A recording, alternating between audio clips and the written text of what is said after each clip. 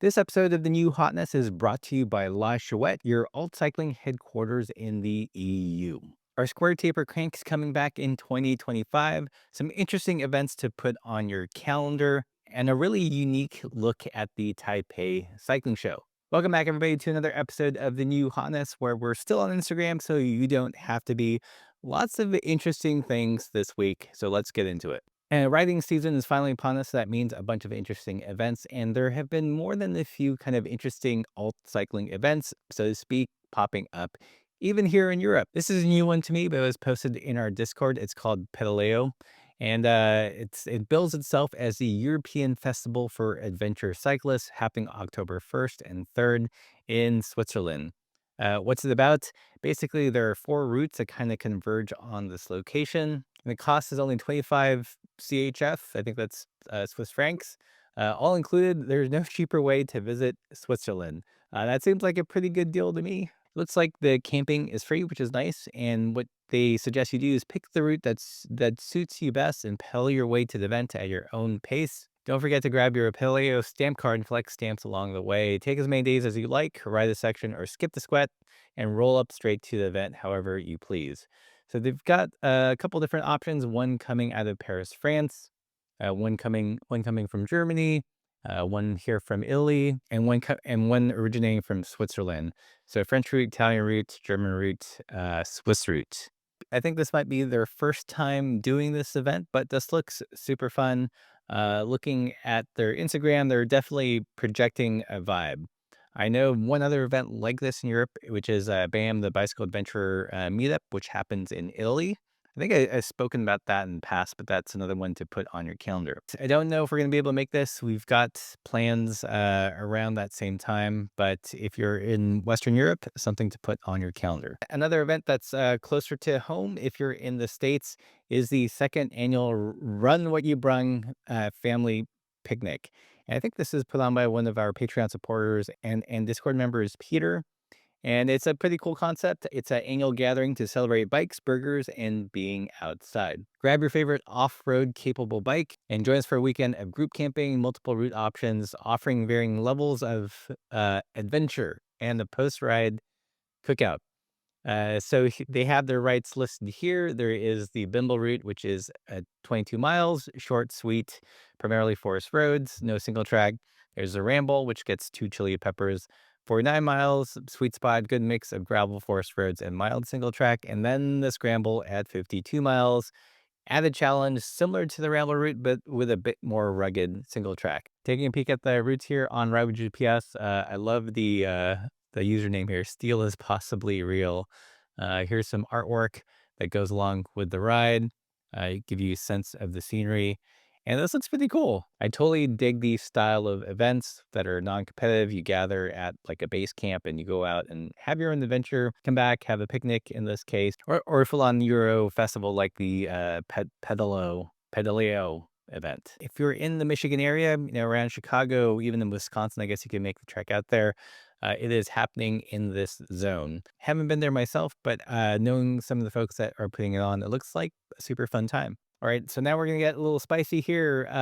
Last week, I believe, State dropped this thing. They're calling it their 4130 cargo fork, ready to level up your bike's utility game. Pretty interesting. You can retrofit an old bike, give it a little bit more cargo carrying capacity. Yet it also looks a little bit familiar.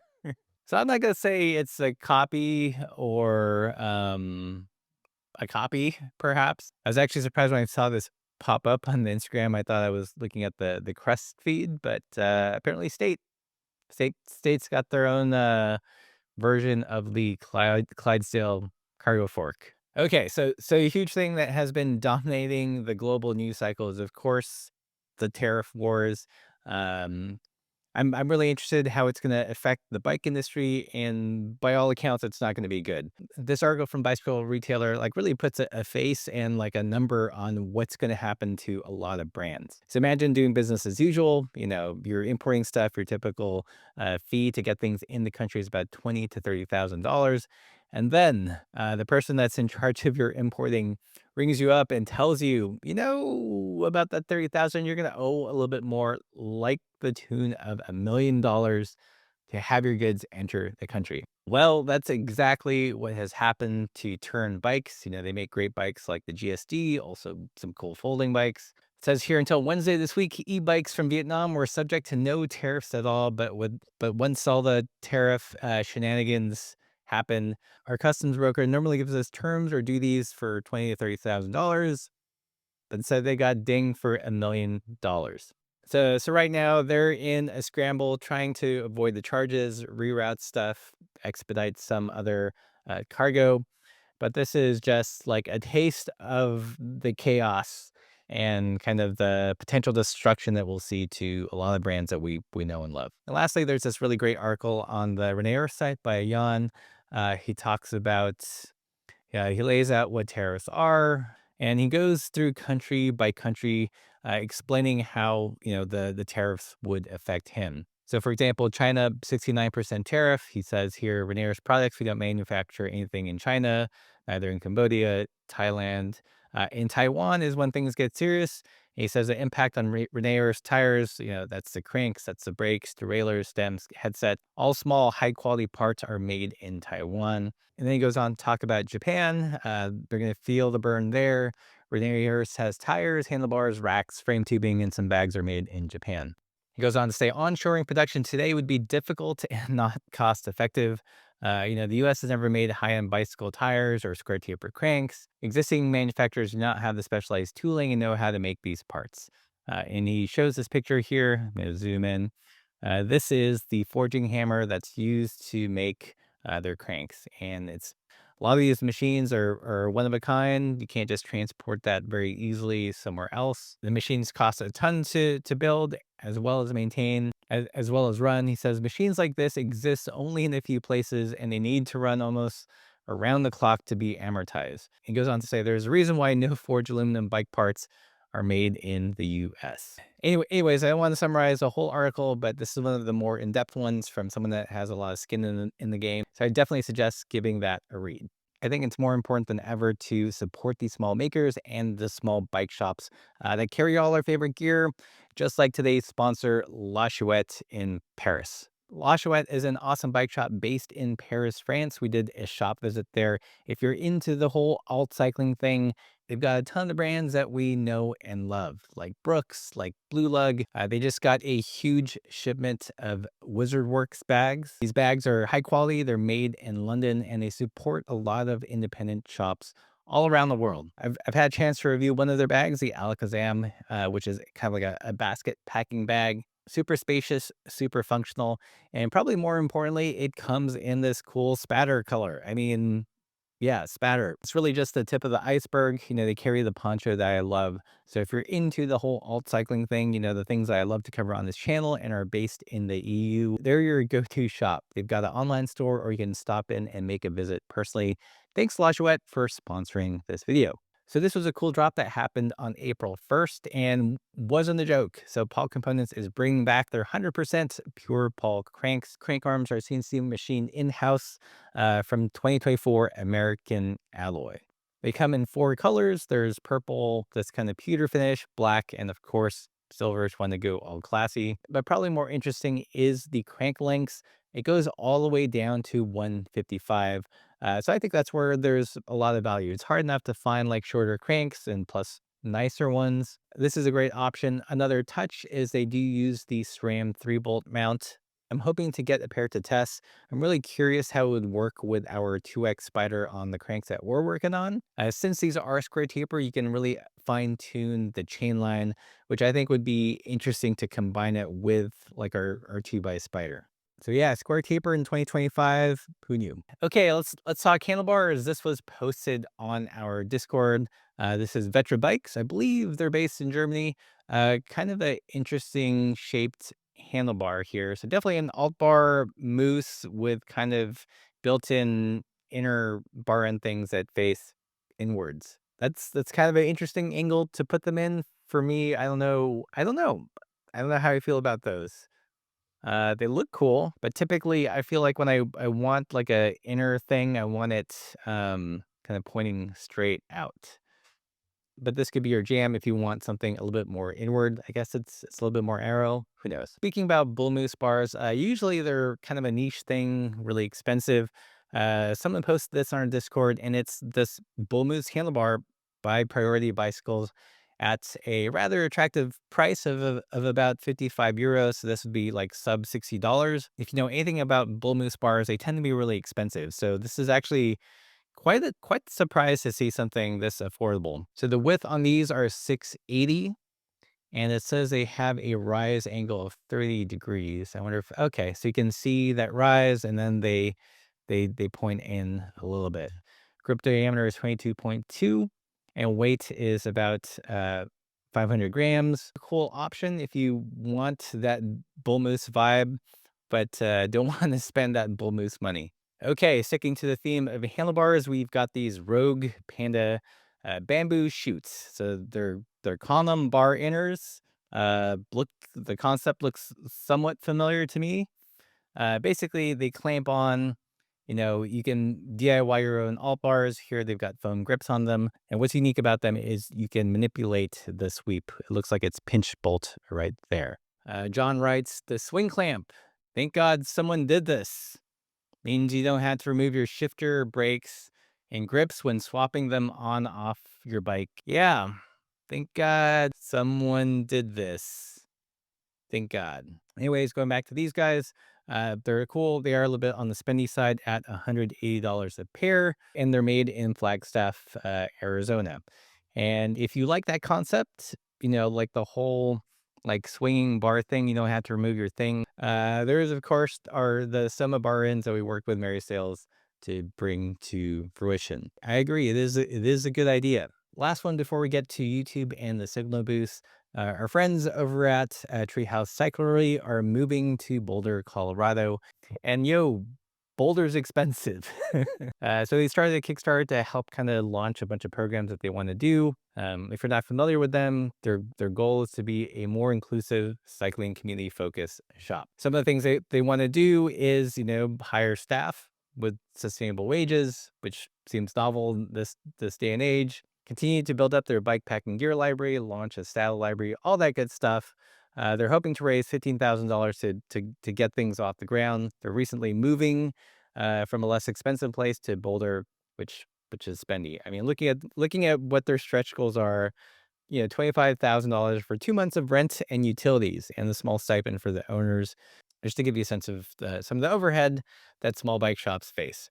If you're curious about, Treehouse Cyclery, I did a interview with Alyssa, actually right before they opened.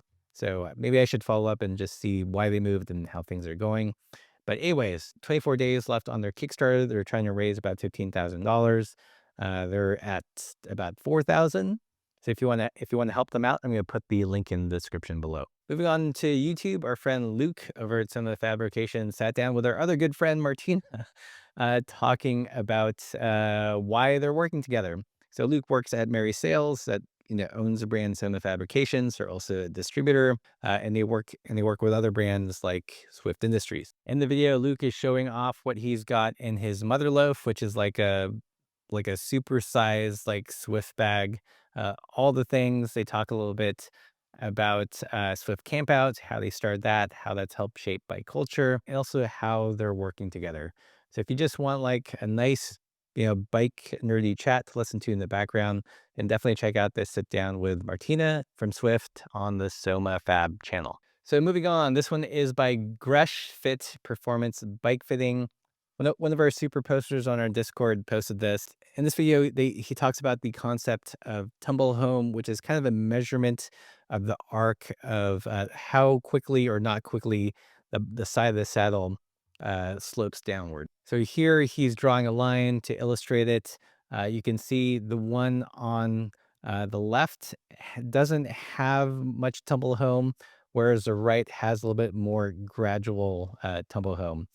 And why this matters, or how he proposes it, is that saddles with more tumble homes, a little more gentle kind of arc, you tend to feel like you're sitting more in the saddle and it's not cutting into the side of your leg, as opposed to saddles which have a more sharper arc.